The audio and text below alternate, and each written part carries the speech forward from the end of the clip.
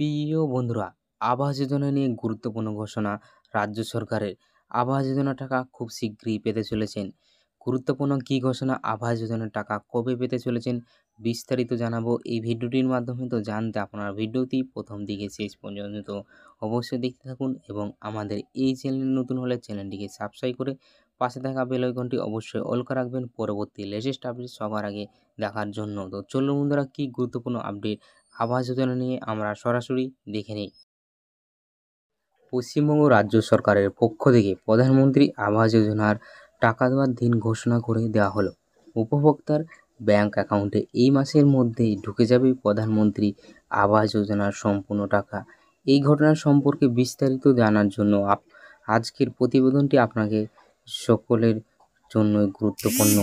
ভারতের প্রধানমন্ত্রী নরেন্দ্র মোদীর পক্ষ থেকে দেশের দরিদ্র মানুষদের জন্য বাসস্থানের ব্যবস্থা করে দেওয়ার উদ্দেশ্যে শুরু করা হয় প্রধানমন্ত্রী আবাস যোজনা। এই যোজনার মাধ্যমে গৃহহীন মানুষদের একটি জমির ওপর সম্পূর্ণ সরকারি খরচে ভালো মানের পাকা বাড়ি করে দেওয়া হয়। এই প্রকল্পের মাধ্যমে বাড়ি বানানোর ধাপে ধাপে সরকারের পক্ষ থেকে টাকা পাঠিয়ে দেওয়া হয় উপভোক্তার ব্যাংক অ্যাকাউন্টে।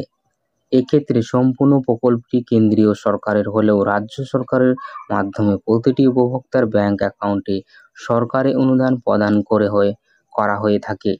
বর্তমানে প্রায় কয়েক লক্ষ ভারতবাসী প্রধানমন্ত্রী আবাস যোজনার মাধ্যমে নিজেদের পাকা বাড়ি করে তুলতে সক্ষম হয়েছেন।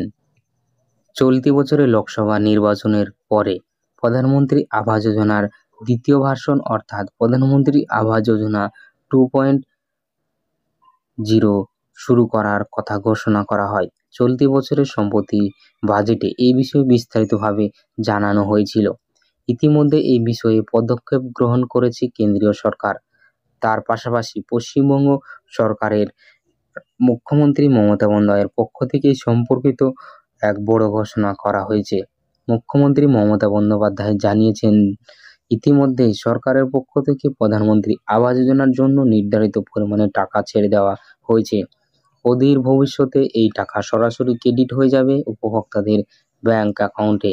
তাই যে সমস্ত উপভোক্তা বর্তমানে প্রধানমন্ত্রী আবাস যোজনার অন্তর্গত রয়েছেন তাদের সম্পূর্ণ চিন্তা মুক্তির সময় একেবারে এসে গিয়েছে। বর্তমানে সমস্ত বিষয়ে দুর্নীতি জড়িয়ে রয়েছে। এক্ষেত্রে প্রধানমন্ত্রী আবাস যোজনার মাধ্যমেও যারা প্রকৃতভাবে উপযোগী নন এমন মানুষ এই যোজনার সুবিধা গ্রহণ করেছেন, যার ফলে প্রকৃত অভাবী মানুষদের কাছে এই যোজনার সুবিধাগুলি পৌঁছাতে পারছে না সরকার।